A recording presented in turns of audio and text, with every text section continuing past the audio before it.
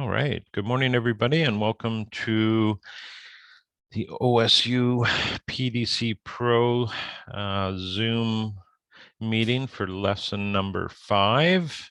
Good And morning. good morning, Lola. How are you doing? Doing well, and you? I'm doing really well.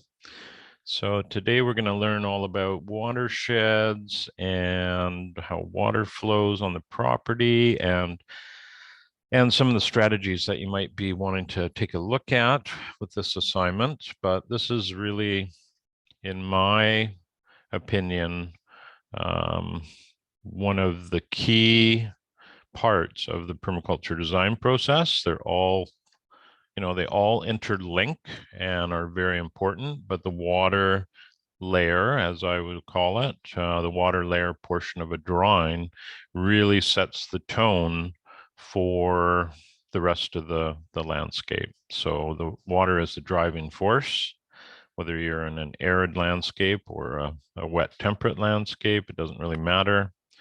So yeah, let's take a look at what the lesson's all about, and then we'll take some questions. There may be a few today. And yeah, let me just share my screen here. There we go. So this is the screenshot of the discussion board number 5. And you can see here we have a water survey that we're asking you to do. And that's pretty self-explanatory. We're just looking at where your potable drinking water comes from and where your wastewater goes. And those are good things to know. And it can be quite eye-opening because with some locations in North America, the wastewater and the drinking water come from pretty close proximity, so that can be a little bit unnerving. But this is a good section to go through, and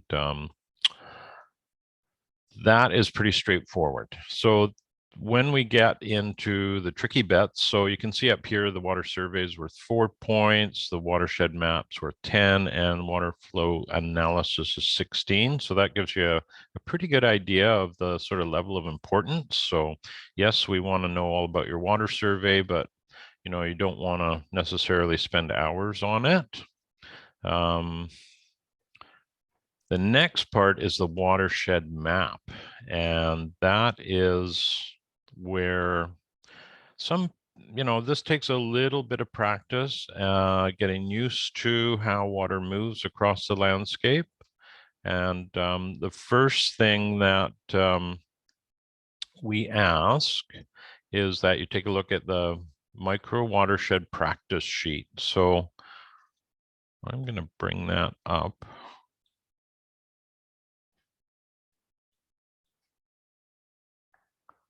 There we go.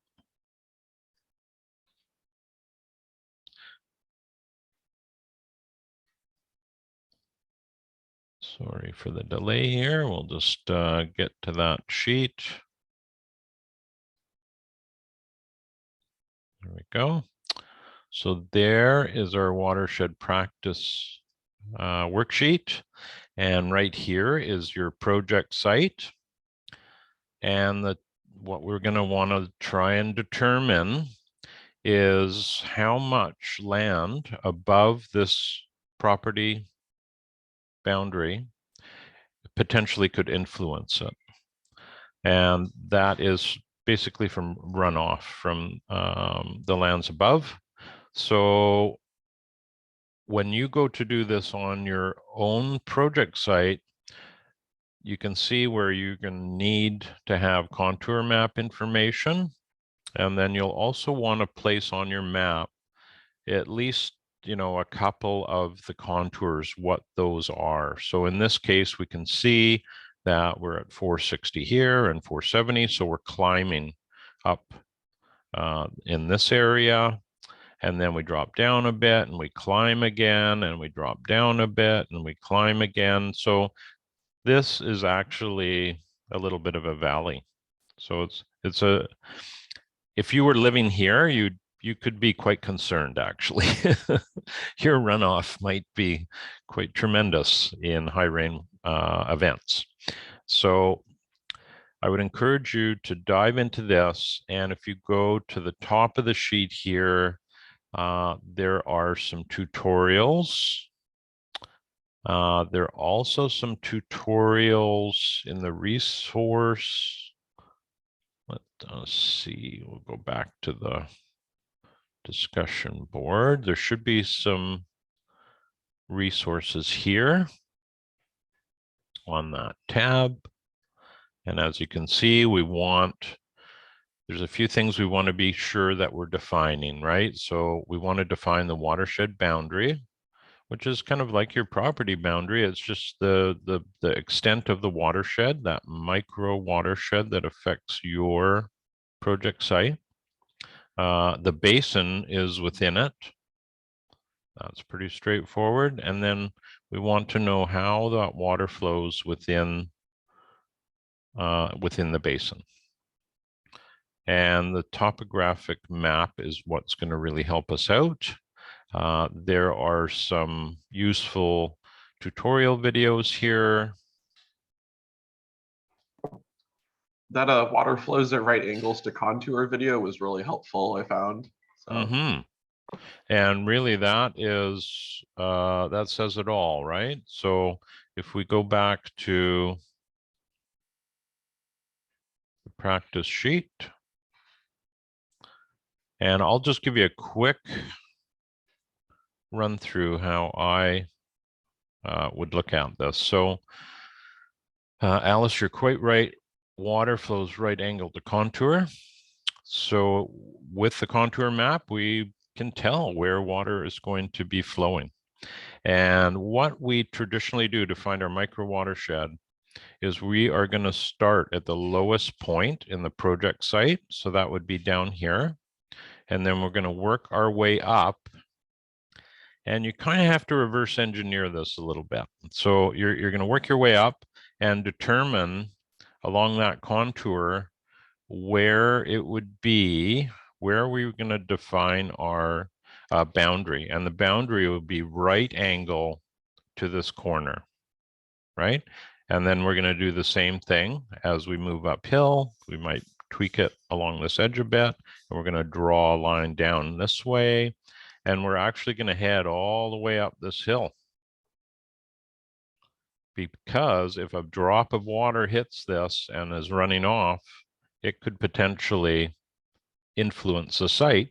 If we had water hit here, it's going to come down in this direction, and then it's just going to start running in the valley itself.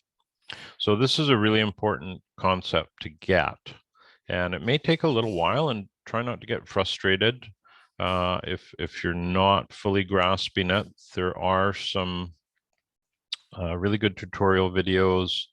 I did one. I know Javin has done one, and yeah, there should be enough resources there to get you through this part. And that's I'd say 90+% of people will fill this out correctly. And then when they get to their project site, they might have a little bit of a challenge with that. But I'm going to show you a couple of things relating to that might help you. Because in this picture, we're not seeing any roads or anything. It's just land and property boundary. So when we look at the micro watershed, roadways are something that we want to factor in, because they're essentially a drainage channel, and they are going to intercept water as it's coming towards your site if it's from the other side of the road. So we're going to go over that, and let me just show you. Here is an example. When you're looking at your macro watershed, it's pretty easy. You're just going to Google, just search for watersheds in and around your project site. So this is the area I live in, and I'm in the regional district of Nanaimo, and I just search for RDN watersheds, and you can see that they have them all split up, and this is the one I'm in. And I believe, maybe it won't Well, there we go. And then I get some more information on it. But that's my macro watershed. And that doesn't mean if water hits over here, it doesn't directly affect my project site, but on the macro, it does. And this would be a ridge that's running all the way along this area. So water hitting this side of the ridge is going to flow towards us. Water hitting the other side of the ridge is going to flow away. So the ridge of any landmass is that defining factor.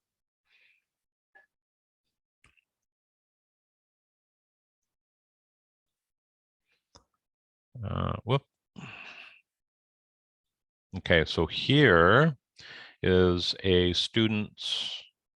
one of the student examples. So you can, of course, see those examples if we go to the modules, and then I think it's the second grouping of categories that has student samples. This one here, this student has shown the boundary in red, the basin in blue, and water flows with blue arrows here. And this is pretty accurate. You know, we're not going to get into that minutia of whether it needs to come a few meters one way or the other, or a few feet. But this is basically hitting the nail on the head, or hitting the nail on the head. And here is this person's macro watershed. Right now, the only thing that I would recommend is when you do get one of these watershed maps, that you locate your project site within it. So a little red dot or something like that, so we know where you are. And this is another image showing waterways, right? Streams, creeks, rivers. So that's a nice addition. You don't have to add that. So this is basically what you do need to include, the macro watershed. And then here is the micro watershed. So this person has indicated their property boundary, and they were able to get contour information. Now, if I was grading this, I would ask that person to include some indication which direction these contours are going. Are we increasing as we go down the page, or are we decreasing? So based on what they've done here, we can pretty much determine that uphill is to the bottom of the page. And they've gone from the low point on their property boundary, and they started moving up at right angle to contour, and they've come all the way up to the road, but they don't go beyond the road. And that is a good call, because that road, they're basically drainage channels, and anything that hits the other side of the road is unlikely to ever get across to influence your site. But all of these properties and lands above this project site are part of that micro watershed that can influence this property. Okay, so that's kind of what we're looking for, and the legend here is pretty self-explanatory. There's watershed boundary, property boundary, the basin, there's some contour lines, and a water flow line. So if you do include, which you pretty much have to, contour information, I would just in the legend just say they're either like 1 foot contours or 5 foot contours, or whatever they are, whatever they happen to be. I would make a note in the legend and then just try and label a couple of them, and then it's like completely obvious. But even in this is a small acreage site, you still have roads are a constraint. And then when we get into urban areas, it's going to be even more so, because those constraints start to shrink. So don't go beyond the roads. Just try and stay. And sometimes it's just, it could be the block that you live in, or that the project site is on, and that's really going to be as far as that micro watershed boundary is going to extend to. And let's see here. They made some notes, the SWOT analysis. Then the next thing that we're going to do is we're going to extrapolate all that information, and we're going to place it within our site water flow analysis. I'm just going to make sure I've touched on all these things. Yep, this is all pretty straightforward. Looks like Lola's ahead of the game. She's already got it submitted. Way to go, Lola. Site Well, water. I'm sorry, this was a mistake last time. I put my previous assignment here. That's why I was late. Okay. Sorry. Well, when you have it updated, we'll for next week, you're top on the list. Yes. Site water flow analysis. So this is pretty straightforward. We want to have your site plan, your base plan.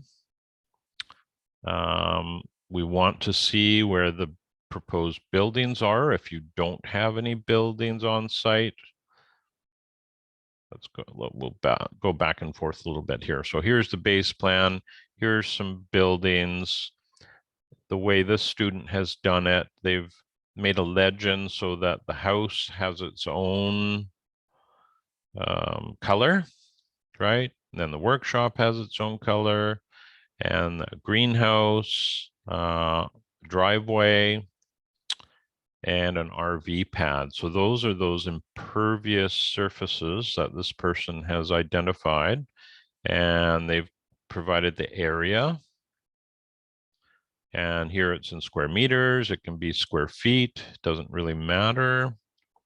We want to know where the water enters the site. If that's obvious, it should be. This can be harder in an urban setting, but really, you know, often it's in a higher elevation in the site. If you're, in particular, if your neighbors above you.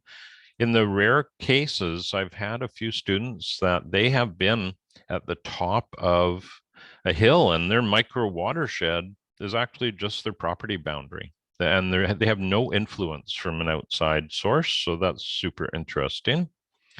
So where the water comes in, where the water leaves, we want to know the roof areas, and some people will break down their roof into different sections. When we do a design and we're looking at the water layer, that's what we call it. We call it a water layer. We will break down a roof into different components based on which downspouts they're funneling into, because often we'll only be able to capture part of the roof. You know, you may not be able to easily grab all of it. So that may be something you want to do. You don't have to. We want to see potential gray water locations, because that's quite, you know, that is a low-hanging fruit in most situations, especially urban sites where we have all this gray water that's coming out of the house. Is there a way we can use that in the landscape? Your spigot locations, you know, where do you have water coming out of the house? Any impermeable surface. So that could be a driveway, a pathway, a patio, that sort of thing. Any roof, any sheds. So really it's either compacted gravel or concrete or pavers, that sort of thing. And the direction that the water is flowing, along with the whether there's any water features, contour lines, if available. Yeah, and please do what you can with that, because if you don't have contour lines, and this person has their contour lines and they have their 2 meter contour lines, it's really difficult to verify it without. So I think I've shown, trying to remember if we've gone through that, but if you do need to get contour information, and you don't have, you can't seem to find it, just use Contour Creator. You can search for that. And it's fairly easy to use. I'll just quickly show you how to do that if I haven't already. I like to make it a little bit bigger. What we'll do, we'll just zoom in on where I live, if I can spell it. Okay, so I won't go to where I specifically live. We'll go to somebody else's place here. So let's say I was right here at the corner of Sebastian and Lanceville Road. This is quite easy to do. So the first thing you do is you look at the options. And this is the default options. What I like to do is specify the contour intervals. And let's also put it on feet. So let's say we want 1 foot contours. And then what we do is we'll click in the one top corner and the opposite bottom corner, and then we can adjust these. And once we have the area defined, we would then say get data.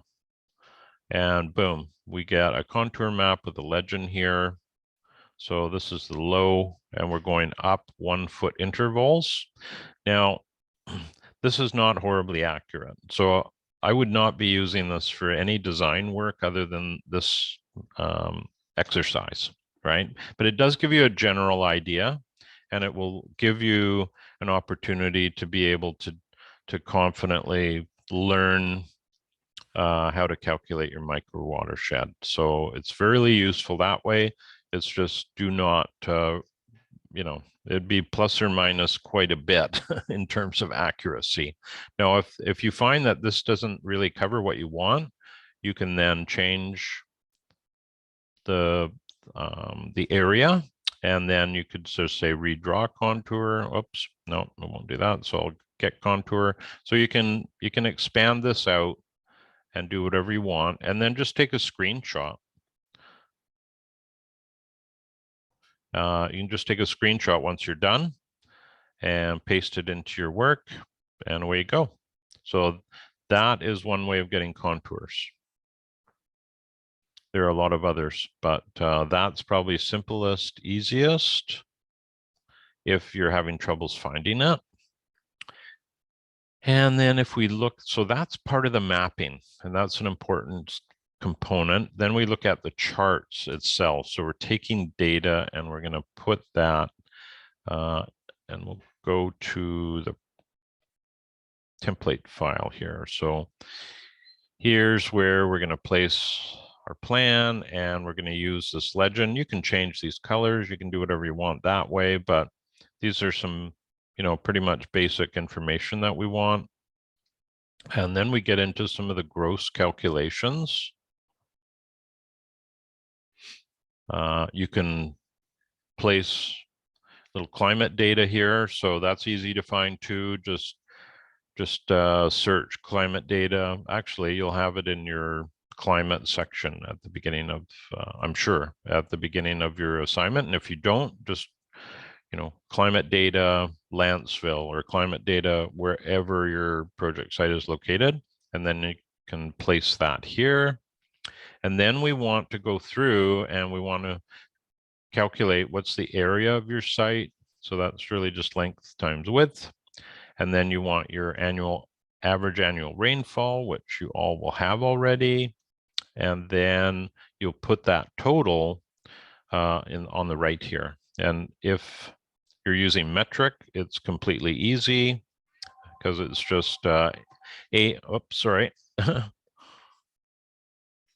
it's basically A times B, length times width. That gives you total liters. But if you're using imperial, you'll have to convert it. So it's A times B and then times 7.48. And that gives you total gallons. After that, we then want to calculate that 100-year 24-hour rain event. So if we go back to the climate section, you will have placed a record 24-hour rainfall event, and that's where you'd put it. And this is very, very not only interesting, but really informative going forward with any design, that it gives you a very clear idea in a high rainfall event how much water is hitting your project site. And then you could even distill it down from that, how much water is going to be hitting that roof. So it really helps you size your water systems based on recorded high rainfall events, and it's probably safe to assume we're going to get a little bit higher. So this is an important sheet you want to fill in. So this might be, you know, your house roof, and then the material is an important part because that's going to give us our runoff coefficient number. The area, your average rainfall, and then you can see on the right here, this is a really interesting column where we are looking at that 24-hour rain event. So if we look at the roof of the house, we can see how much volume we would need to handle. And where I live, we have where everybody lives, they have there will be building formulas. So where I live, they've worked out that 35 millimeters could potentially fall within a 1 hour period, which is pretty high. And I've seen that actually we've seen 40 mils in 15 minutes. So if you build a, well, let's just say a swale, or you're collecting in a cistern or in a rain barrel, right? It's good to know how much water could potentially be coming off there in a brief time. So do take your time going through that. You'll see that the top section is for roofing and the bottom is for the land itself. And then we get into the extra credit. And again, this is kind of low-hanging fruit in that when it says extra credit water flow, and it is optional, this is all about the micro watershed. So if you've got your micro watershed map all done in this previous section, right? If you nail that, you're just going to really carry that over into this and then put in that calculation. So how big is that micro watershed? So if we go to the example we were looking at earlier, we'd have to calculate this, right?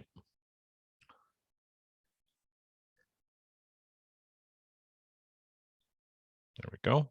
So yeah, I would totally recommend that you do what you can with this. And then of course there's the SWOT analysis. And that's it for this assignment, as if there's not enough.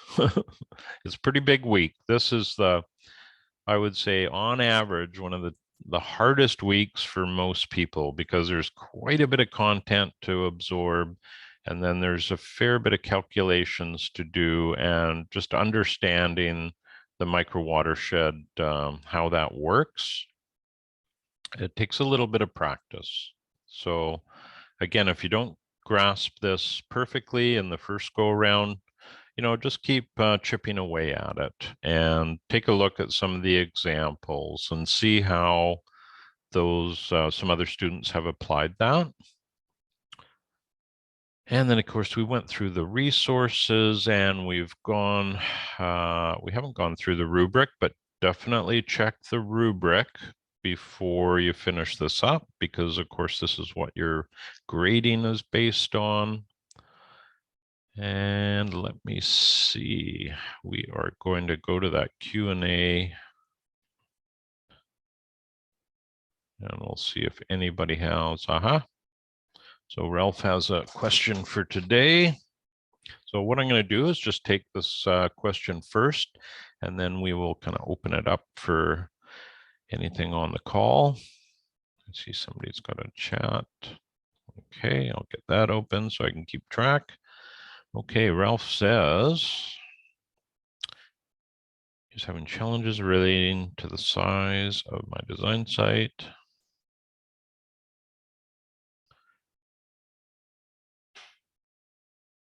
So all the examples are sort of half acre or more. My site's 0.07. Right. Well, Ralph, all I can say, and most people don't believe me when I first say this, but the smaller the site, the more challenging it is. And when you get into small urban sites, they are really hard. There's a couple of reasons, my opinion anyways, is you have way less space to work with. So you have to be, really on your game. If 2/3 of your project site is building some pavement, I mean, that's great in terms of potential rainwater harvesting, but it doesn't leave a lot of space for, what you're actually trying to achieve and do within that. So yes, small sites are really, really hard. So it's going to be a constraint, and there's not much you can do with that, but it will give you a great opportunity for practicing the skills that you've learned. And I'm not sure what else I can add to that. Are there any resources that can help me? I'm not sure I have a specific resource I can shoot at you right now. It's really just taking all of what you're learning in this course and scaling it. So let's say you want to harvest rainwater and you have hardly any space. All of these strategies, whether it be a rain garden or harvesting in a cistern or utilizing swales, they can all be integrated into almost any design. It's just scaling it down. And the only thing you have to be careful with is if you have large roof surfaces and you wanted to, say, create a rain garden, which is often a great strategy, especially in an urban setting. What you want to make sure is your rain garden is at least 10% of the total roof area. So if you had 1,000 square foot roof, you're going to want to make sure you have 100 square foot rain garden, at least. And if you don't, you'll find that it gets overwhelmed pretty quickly, that its function is not going to be the same because you're going to end up with overflow rather than infiltration.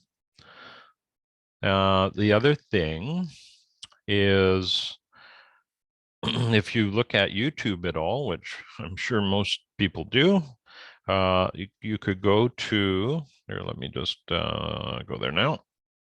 I'm not sure I can find this video, but if you go to Verge Permaculture, I should go to YouTube first, but maybe I can get there from here. No. Okay, well, what I would do, I'm not going to spend too much on this, but if you go to YouTube and you type in Verge Permaculture, and then they have a lot of content.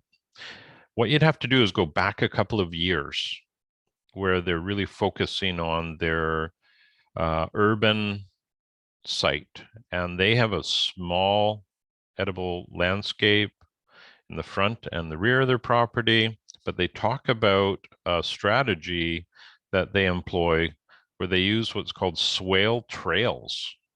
So they have access pathways through their garden, and what they've done is they've taken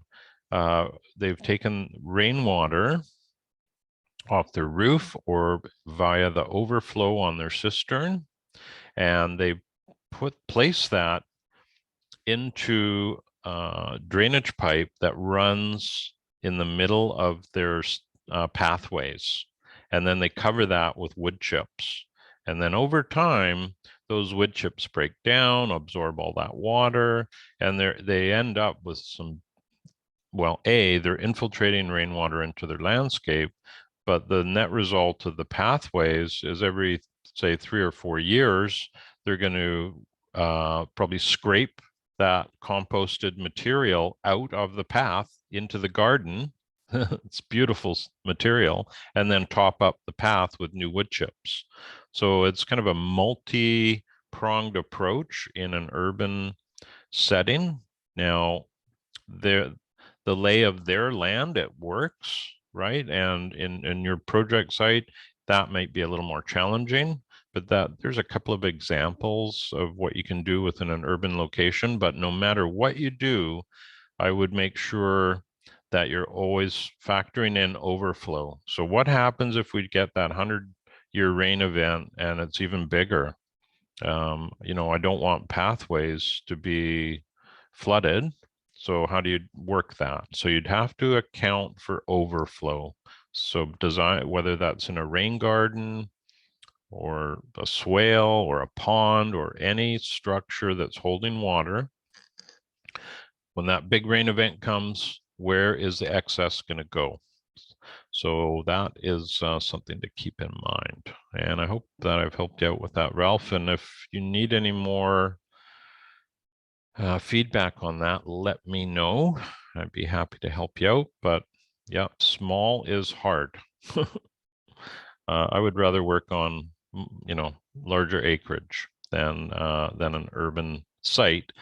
We do both. So in fact, right now we're working on a 70-acre and a little, you know, 5,000-foot lot.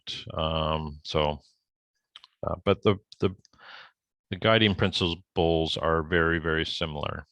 You know, the net result's going to be very different, but yeah. So hopefully that helps, Ralph.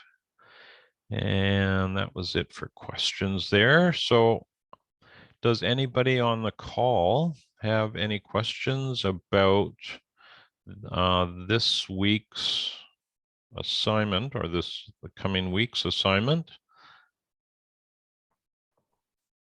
I was curious, do you know how I would like look at when storm drains and stuff were overwhelmed in the past? Because like one of my like the local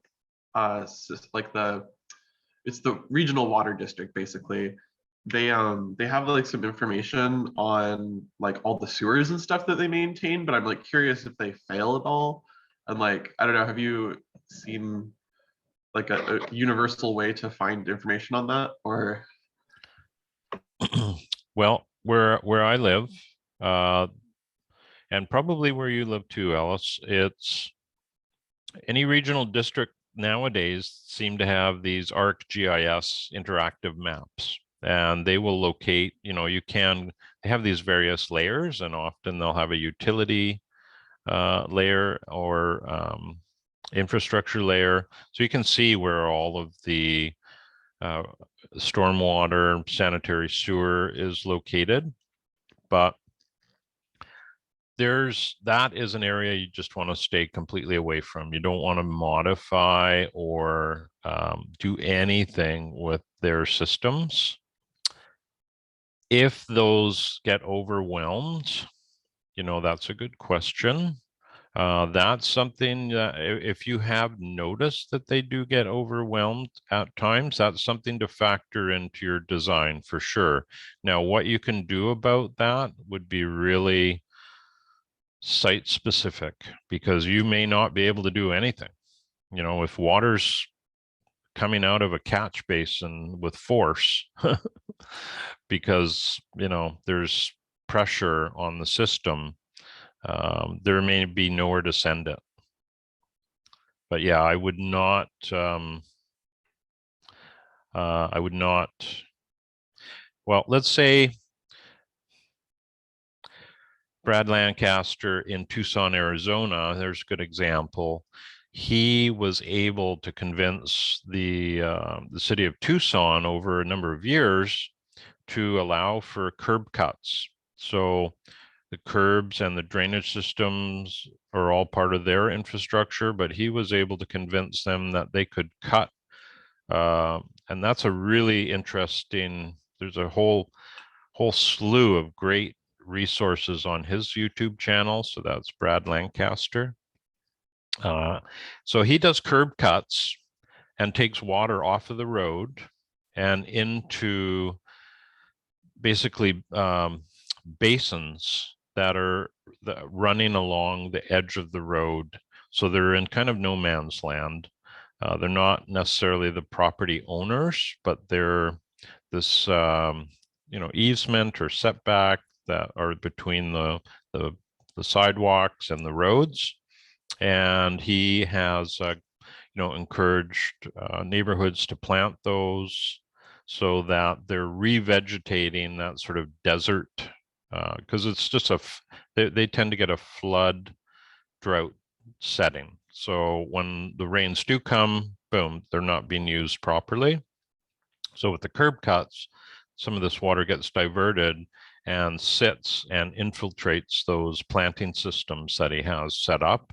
And they're really, really, they're excellent systems for that setting. If I was to do that where I live, and probably for many of you on the West Coast here, we would be flooding our those areas during the winter months, because the plant material that would be within it doesn't necessarily want to be submerged, and we get these atmospheric rivers, and so in a dry climate that works really well, but it's not great here. But the principle of infiltration is the same. It's just, now I shouldn't, I gotta put a caveat there. We do modify that a little bit in terms of creating rain gardens. And those are often done in commercial settings where there's parking lot runoff that go into a large rain garden. And that's all been sized and engineered to accept water from that area. So it's just a little tweak, right? But the curb cut idea is not something I would embrace where I live, but certainly if I was in Tucson, I'd be following that up. So it's a little bit site specific, but yeah, you want to stay away from from those infrastructures. And if you do have an idea on how to utilize it, you would certainly want approval before going there. And that's probably some good advice there. Sounds like you'd probably want to have like a pretty big system if you were going to do like a curb cut sort of thing to handle that. I mean, like you were saying, you have to have like a whole rain garden for a parking lot. So that makes sense. Yeah, you have to be able to handle those record rainfall events, and rain gardens, they're designed to pool for 24 or 48 hours and infiltrate. So you have to have the right soils. If you had heavy soils with lots of clay, you'd be creating a pond, and that is not necessarily what you want to do. But rain gardens are very, very useful. We're planning to put a large one on our property. Well, we were planning to do it this winter, and now winter is vaporizing. So we'll probably be doing that in the summer when we have a little bit of time, but they're really useful. And the one thing I love about them and swales and the swale trail idea is we're taking all that excess water and we're storing it within soils that will be useful in the growing season. So we're not going to hold all of that water, but there is what's called a water lens develop beneath the ground in time, and that will be a good reservoir for plants. I've seen that here with a swale I put in, and I send part of my roof water to that, and I had a mound behind it, and I planted raspberries on it. And I did not get around to putting irrigation on my raspberries. And last year was the first year that they were in the ground, and we had that heat dome come, and those plants had no irrigation at all in a warm microclimate, and they survived. And it's because of the swale. I don't think they would have survived without it.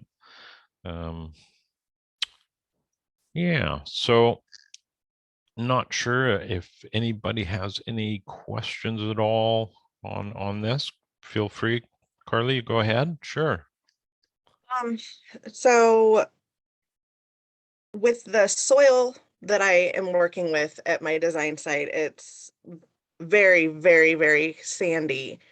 And we have a ton of water that we're looking at over 100,000 gallons in a year. How the cost of the tanks is incredibly high. Mhm. And the inability to store it in ponds, I don't know what to do from this point with that much water that could be collected. Right. Well, it really is site specific. Let's go and take a look at your, I'll have to go back a week here to find your, just zip through here and see your document. And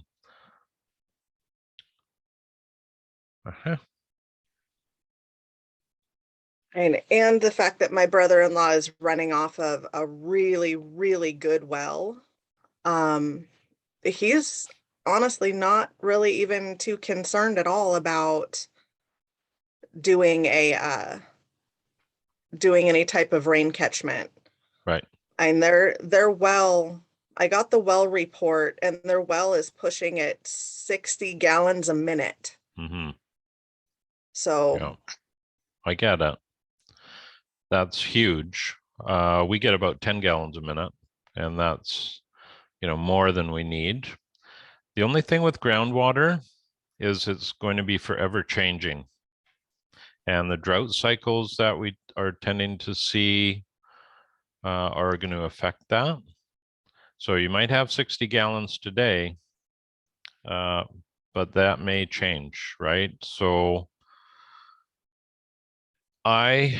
whenever I'm looking at a water design, I'm looking Mhm. at it from a multi-pronged approach. So resilience in your water system is not having just an outstanding well. That's certainly a huge part of it, for sure. If you have a 60 gallon a minute well, that's outstanding. That's getting close to an artesian. And Yeah, I couldn't believe it when I did the well report or saw the well report, which I put in the water survey. cool. That's There's a great. copy of the well report in the water survey. Yeah. So what I would think see, as a designer, I would be considering the what ifs. What if what if it was contaminated? What if something happened upstream and it was no longer usable? Right? Say, for whatever reason. So a resilient water system is going to have all of these different strategies. And if one fails, that's okay, because you're going to have backups. So I have a really good producing well, 10 gallon a minute well. We've been here 25 years, never ran out of water. We now have 14,000 gallons of rainwater storage that we use for our annual vegetable crops. We've got a little swale in place. We've got a pond. We're going to be doing a large rain garden, and we're also going to be implementing a large irrigation pond at some point. So we have this sort of broad footprint in terms of water, various sources that we can rely on. And one of the reasons we're doing that is where I live, and I've seen this in Oregon, is the local and, well, we'll call regional, provincial, state, these government agencies are getting concerned about groundwater extraction. And they're trying to put controls in place. So where I live, if you cultivate more than 1,000 square meters of landscape, you have to register, and you irrigate it with groundwater, you have to register for a license to do so. We're right on the edge of that. In fact, we'll be over it this year. But so we want some sovereignty. We don't want to rely. So even though that's our groundwater, now it's becoming obvious that it's actually not.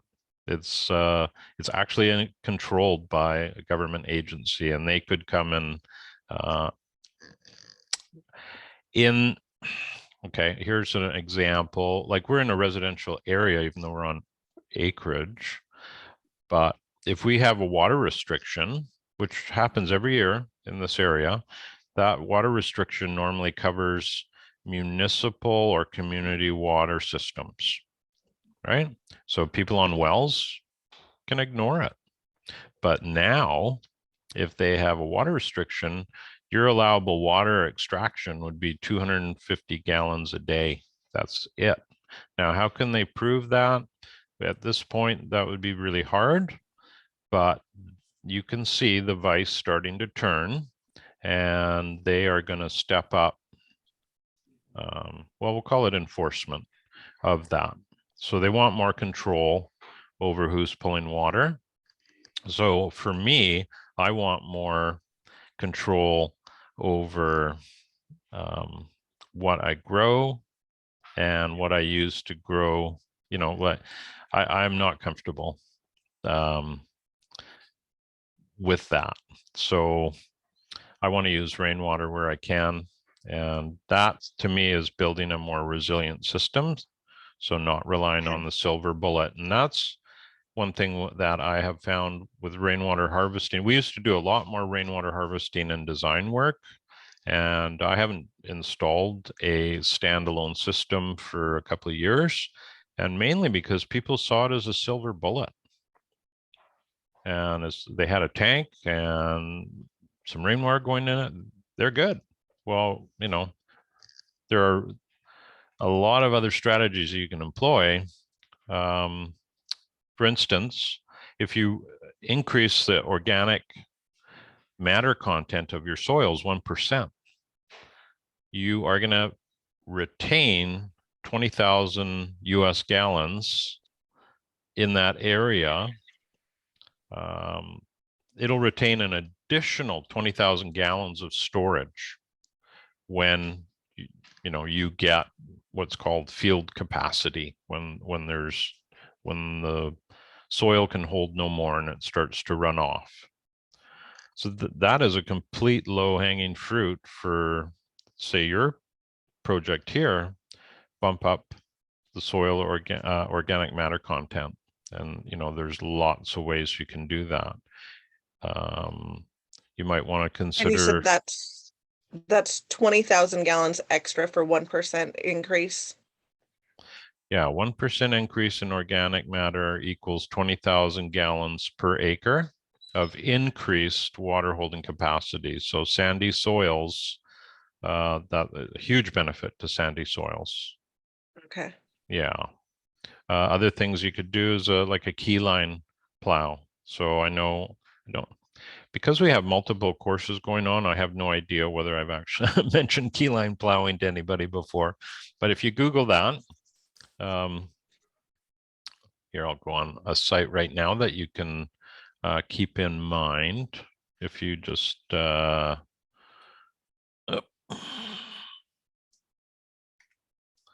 this is more a strategy for larger properties, but this is an excellent site. A colleague of mine put together in the Capital Region, so that's down south.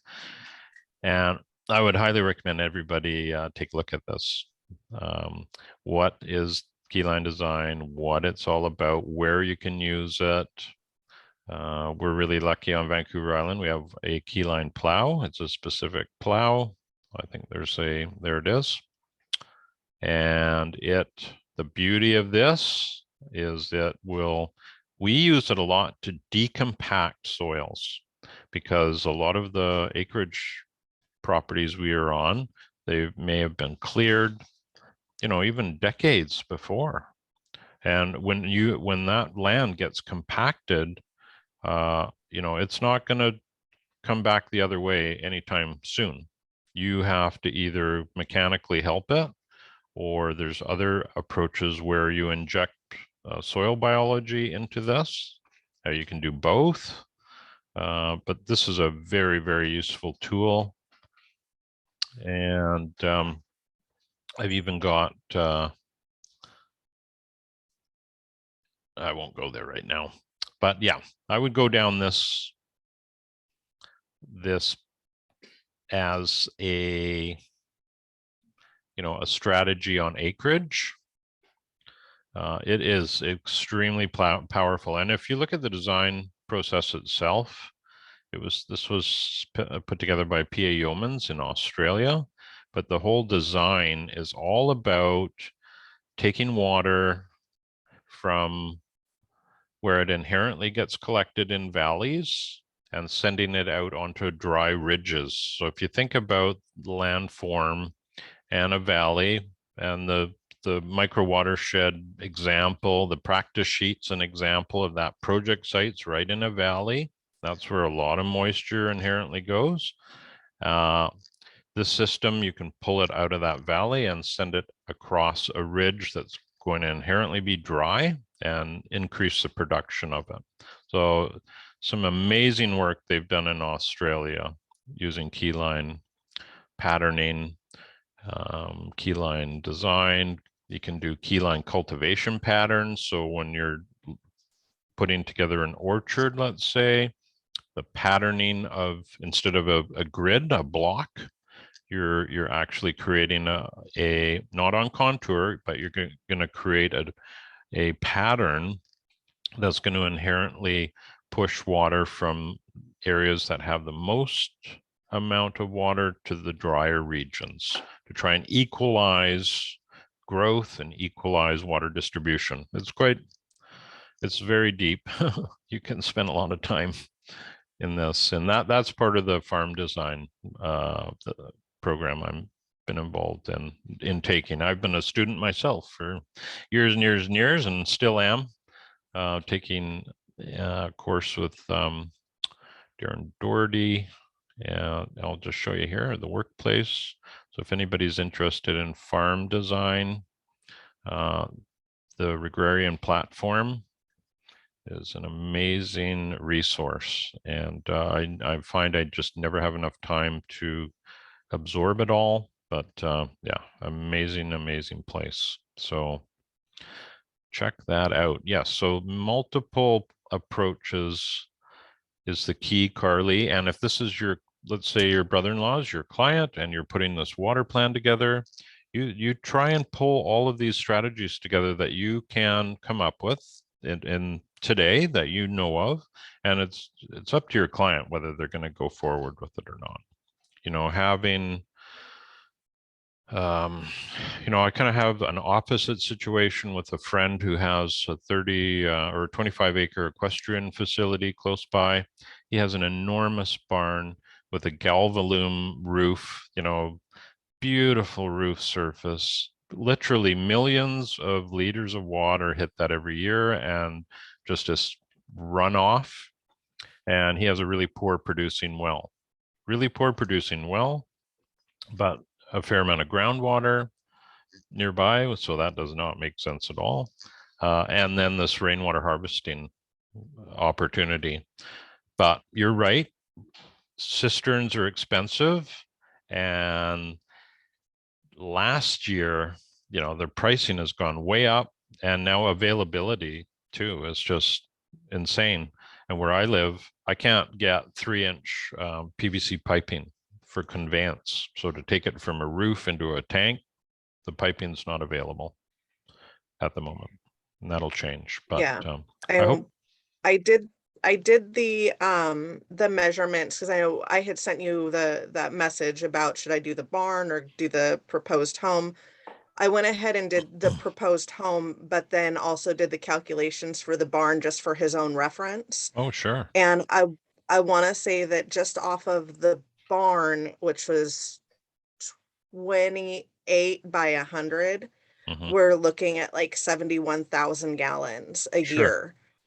Sure. And I looked at tanks for them, and we're looking at about $1 a gallon storage tanks.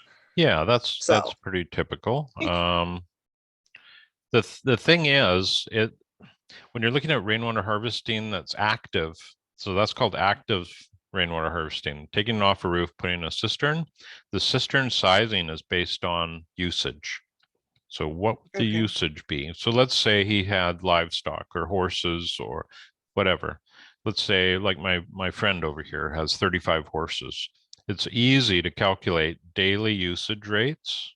So if he was going to take rainwater for his animals that he's caring for, how much water per day and then per month, and then you work that into your average annual rainfalls per month, and you can tell at the end of each month how much you're going to have in that tank. So that's where it gets a little bit complicated, is figuring out usage, what's coming out of the sky, and how much you then have to supplement rather than trying to capture it all. Yeah. So I hope that helps you out, Carly. But it does. Thank you. this is kind of what you probably find, especially with water, is you'll come up with some ideas and then you'll look at it again, and those ideas change. And other people will see different things. I have a colleague, sometimes I share what I'm doing. I might be in a project and I say, hey, can you take a look at this? He'll see something completely different. And there's no right or wrong. It's just, okay, we can take your ideas and make this even more resilient. So yeah. So does anybody have any other questions they want to have answered today? Uh-huh. Yeah. Hi, Jamie. Hi.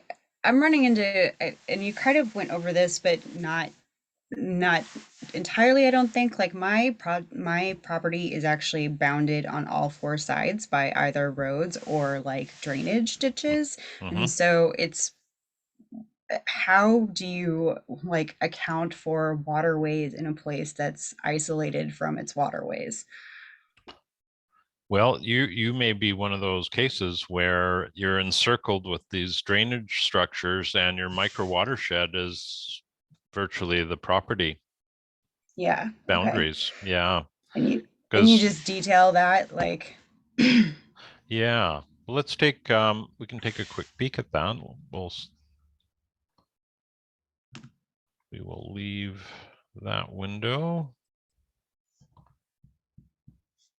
Just going to pull up your drawing here.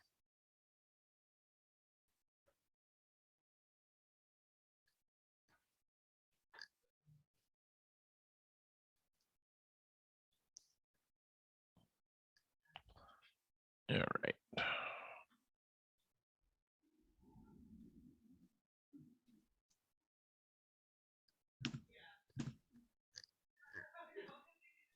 Uh-huh. Yes, I remember this. Okay. Let's take an overhead look. So you can't is see there it a on the drainage right. ditch along the back here? Yeah, along the behind the barn there is, and on the right you can't see it, but there's a little grove of trees and then a road.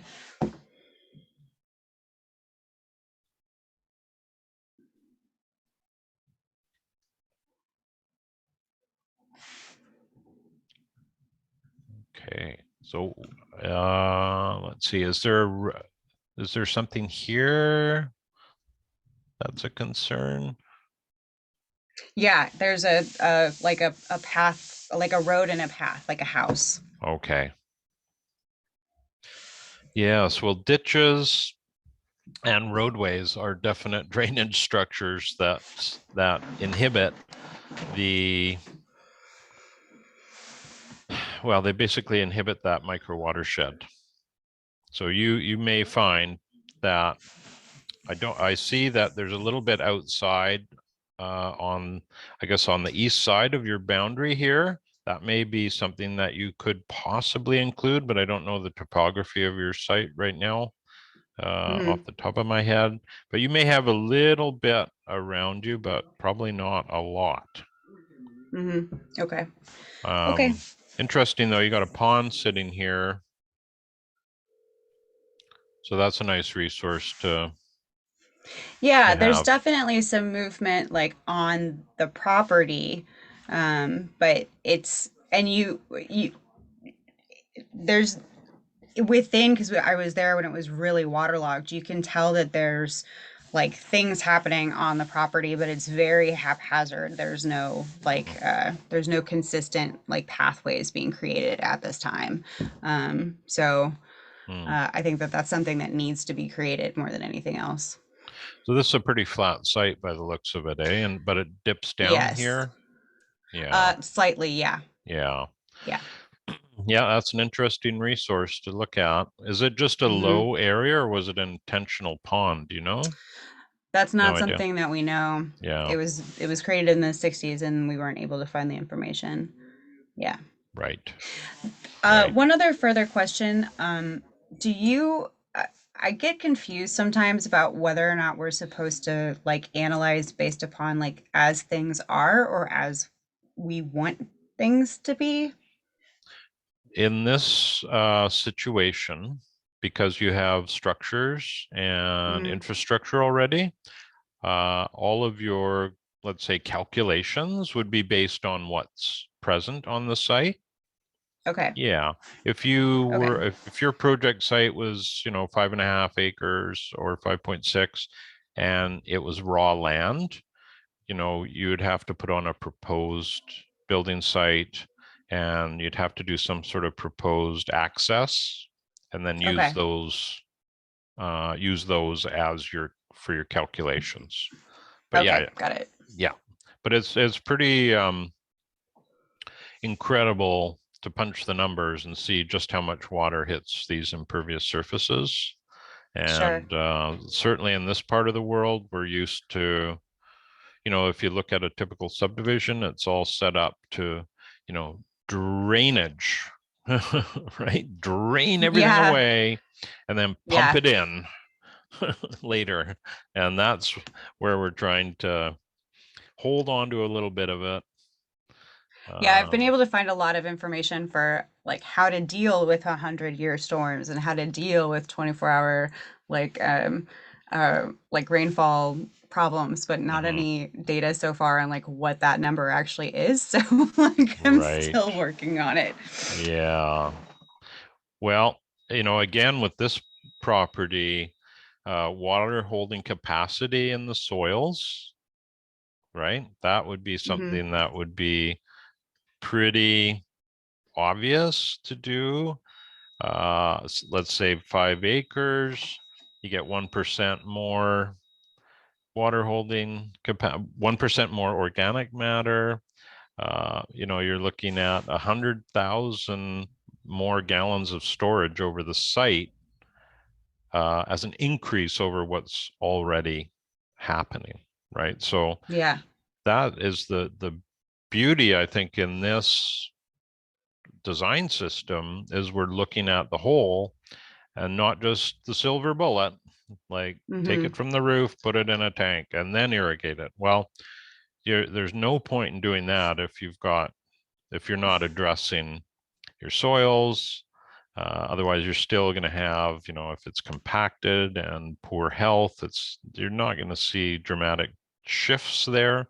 So by really focusing on the soil as well, you can do some amazing work. And that could be on an urban site as well, right? Yeah. So, and greater water holding capacity is going to be good in terms of flood proofing on a localized level, right? If you have a river or stream that's overflowing coming at you, well, it doesn't really matter. But in terms of how the site handles rainfall events, like right now in Australia, I just read this morning where Jeff Lawton, his farm is, I think they had 755 millimeters of rain in 24 hours. Yeah. And that's almost 3/4 of our annual rainfall. And they had it in one day. Holy And shit. his Extreme. farm is still intact. But boy, is there a lot of flooding going on. And a lot of the success with his farm would be all the work he's doing with his soils. So it's, Yeah. I guess in a lot of ways, this is why that water layer is so critical. You can just maximize the use of what you have on your site, what you know will on average hit the site, and then it helps, those practices tend to help buffer extreme events. And that could be flood, and that could also be last year's heat dome, right? Mm-hmm. You know, where I live, it was 40 degrees Celsius, which I don't know what that is in Fahrenheit, but it's probably 100. One of our other instructors, Jevin Bernakovich, where he lived, it was 50. You know, that's pretty extreme for where this part of the world, you know, we're just not used to that. So, so again, all these strategies help buffer those extremes. Yeah. Yeah. So Okay. Thank you. hope that helps. Mm-hmm. Okay. Oops. Yeah. Does anybody else have anything to add today? I'm happy to answer them while we're on the call here, but you know, feel free to ask anything you want. And otherwise, we will probably wrap her up for today. I actually did have a question too. It's not about water per se, Mhm. but I discovered that there's a lot of shiny geranium on the place where I really want to do like garden planting and stuff. And I was just wondering if there's any way to like deal with it. It's not just like bulk sheet mulching and, you know, kind of effectively restarting the entire area, or if there's another way to control it. Well, are you trying to get rid of it and have annual vegetables, or are you doing perennial plantings there, or what were your thoughts? Oh, yeah, it's a mixture. Well, at this point, we're probably not going to be able to do any like tree perennial plantings or like bushes or anything, so we can't really shade it out yet. But it also is in spots where the annual garden would be, I think, would probably be where we want to put it. So, Right. yeah. Well, if you're going to be planning on an annual vegetable garden there, one of the easiest things to do, I can just show you here, is use the silage tarp. And these are tarps that you can find in agricultural supply locations. They have two different colors. You know, one side is white, one side is black. The trick here, we're about to place one on a section of our property, probably in a couple days. And what you want to do here is ensure that the ground is hydrated. You don't want to put this on dry ground, but ensure your ground is hydrated. Place these tarp in the area, and these are a type of bag you fill with aggregate. They're a great way of holding them down. And then you leave it. And depending on what's underneath that you're trying to remove, if it's turf grass, you know, 4 to 6 weeks, it's gone. If it's something a little more formidable, morning glory or something really nasty, you might have to, you know, increase that time frame a bit. I'm going to have to wrap up here fairly soon. I have my dad in the hospital and they're just calling now, but yeah, silage tarp is a beautiful way to go, but you just have to make sure that you're putting it on moist ground, and you don't leave it there forever. But hopefully that helps you out, Alice. And I'm going to have to cut our call short here. So if anybody does have any other questions, Thanks. please don't hesitate to drop me a note, and I'm happy to help you out there. But yeah, everybody have a great week, and I'll look forward to seeing your assignments next Monday. Yeah. Okay. And Yeah, all y'all. you take care. We'll talk to you soon.